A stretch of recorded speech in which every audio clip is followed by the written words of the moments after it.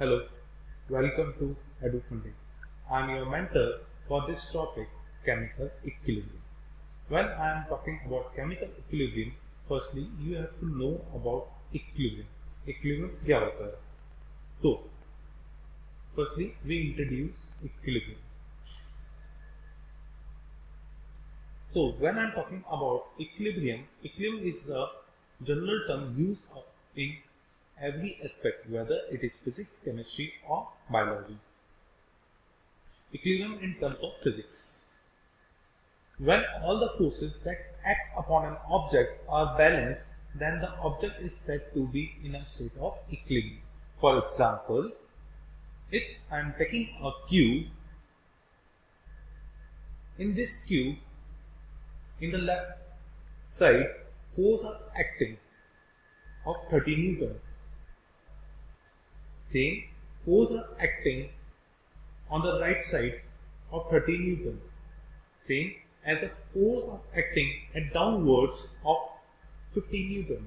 Same as the force are acting on the upwards of 50 Newtons. It means कि जो box है ये equilibrium condition में है, ये यहाँ से बिल्कुल भी हिल नहीं पाएगा, ये इसी कंडीशन में रहेगा और इसी कंडीशन क्या बोलते हैं हम इक्विलिब्रियम. जब बिकॉज यहाँ पर 30 न्यूटन फोर्स यहाँ पर लग रहा है, 30 न्यूटन फोर्स यहाँ पर लग रहा है, 50 न्यूटन फोर्स ऊपर से लग रहा है, 50 न्यूटन फोर्स नीचे लग रहा है, तो चारों तरफ से एक ही टाइप का फोर्स लग रहा है. इस वजह से बॉक्स किस कंडीशन में आ चुका है, इक्विलिब्रियम कंडीशन में. Equilibrium in terms of physics. जब हम केमिस्ट्री की बात करेंगे, so we are talking about equilibrium in terms of chemistry.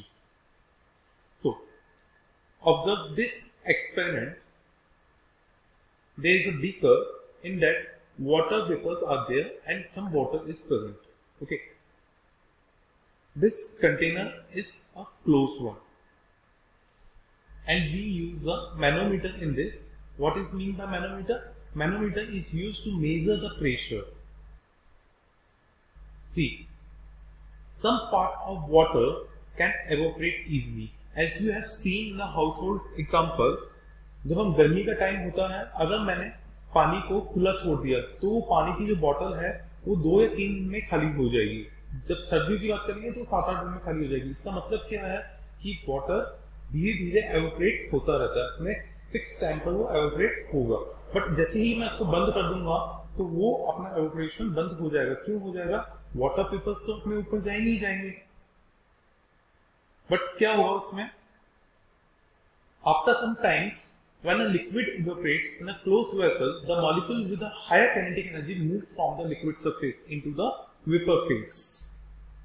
जो ये higher, जिनका higher kinetic energy होगा, जिन water molecules का higher kinetic energy होगा, वो water vapor phase पर ऊपर की साइड जाएंगे.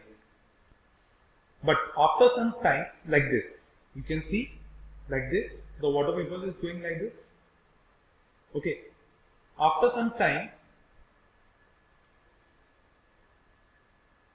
if we notice that a number of liquid molecules from the water phase strike back to the liquid surface and retain to the in liquid phase only. जो ये हैं, जितनी water vapour हैं जिनका काइनेटिक एनर्जी ज्यादा था, वो ऊपर गए और ऊपर जाने के बाद आफ्टर सम टाइम वापस से नीचे आना शुरू हो जाएंगे और इस कंडीशन को हम क्या बोल देंगे? Equilibrium condition. फॉर एग्जांपल, आपने जब घर में कुछ भी देखा होगा, आप पानी में भिगोना गर्म करते हो तो वो क्या होता है? इक्विलिब्रियम कंडीशन में होता है. बिकॉज आप उसके ऊपर प्लेट रख देते हो और ऊपर पहले वाटर फेस होते हैं, वापस से वो नीचे आते हैं, तो वाटर इवेपोरेट नहीं होता. तो सेम वे इक्विलिब्रियम का ये कंडीशन है. ठीक है, हम बात कर रहे हैं केमिकल इक्विलिब्रियम की. तो it gives the rise to the constant vapour pressure because of an equilibrium in which the number of molecules living the liquid equal to the number of molecules returning into the liquid from vapor form. The system is said to be in equilibrium state. तो इसका मतलब क्या हुआ? Equilibrium जो system हो गया वो किस फॉर्म में हो गया? इक्विलिब्रियम स्टेट में हो गया. The mixture of reactant and product in the equilibrium state are called the equilibrium mixture. अगर कोई भी रिएक्टेंट से प्रोडक्ट और प्रोडक्ट से वापस से रिएक्टेंट बन रहा है तो इस मिक्सचर को क्या बोल देंगे हम? Equilibrium mixture. For example, as we have talked before, H2O liquid से H2O वेपर जा रहा है। मान लो इसकी जो रेट थी वो R1 थी, स्मॉल r1, H2O वेपर। ये क्या हो रहा है? Rate of forward. इसको क्या बोलते हैं? Rate of forward. Reaction liquid से वेपर में जा रहा है। फिर वापस से किस में आ रहा था? वेपर से लिक्विड, इसकी हमने रेट मान ली R2। तो जब इक्विलिब्रियम कंडीशन होगी, इक्विलिब्रियम कंडीशन का मतलब क्या होगा कि जो इस पॉइंट पे होगा R1 इक्वल्स टू R2 होगा, जहां पर उस कंडीशन को मैं क्या बोल दूंगा? Equilibrium condition. तो ये क्या हो गया? R1 क्या है? Rate of evaporation. R2 क्या है? Rate of condensation. क्योंकि यहाँ पर लिक्विड से वेपर में जाता है, इसको इसलिए हमने क्या बोला? Rate of evaporation. यहाँ पर R2 rate of condensation, because यहाँ पर वेपर से लिक्विड फॉर्म में जाता है, इसलिए रेट ऑफ कंडेंसेशन। इसका मतलब क्या हुआ कि जब rate of forward equals to rate of backward हो जाएगा, तो उस कंडीशन को क्या बोल दिया मैंने? Equilibrium condition. या फिर मैं बोल सकता हूँ R1 इक्वल्स टू R2 होगा, तो उस कंडीशन को भी क्या बोल देंगे हम? Equilibrium condition. At equilibrium, R1 equals to R2. There is some note, you have to make a note, you have to write this note, that is important note. Equilibrium can be achieved in both physical and chemical process. दोनों physical और chemical process में equilibrium achieve हो सकता है बहुत easily. Now we are talking about double half-headed arrow. This is the sign of double half-headed arrow. In this arrow, we have seen that the double half-headed arrow indicates that the process in both the direction are going on simultaneously. मान लीजिए कि कोई भी reaction है A से B, अगर वो reaction double headed arrow है यहाँ पर प्रेजेंट, तो इसका मतलब ये है कि इसमें जो रिएक्शन है वो साइमल्टेनियसली चल रही है। A से B भी जा रही है और B से A भी जा रही है।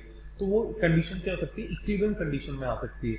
अगर मैं कोई भी रिएक्शन को A से खाली B ही भेज रहा हूँ, तो वो कंडीशन कभी भी इक्विलिब्रियम कंडीशन में नहीं आएगा, बिकॉज इसमें जो रिएक्टेंट है वो हमेशा किसमें कन्वर्ट हो जाएगा? पूरा का पूरा प्रोडक्ट में कन्वर्ट हो जाएगा। तो इस कंडीशन को क्या बोलते हैं? हम इक्विलिब्रियम कंडीशन नहीं बोलेंगे। जबकि अगर कोई रिएक्शन A to B जा रहा है, उसमें डबल हेडेड एरो है, तो उस कंडीशन को क्या बोल देंगे हम? Equilibrium condition. Thank you and thanks for watching EduFunda, and visit our website www.edufundaventures.com.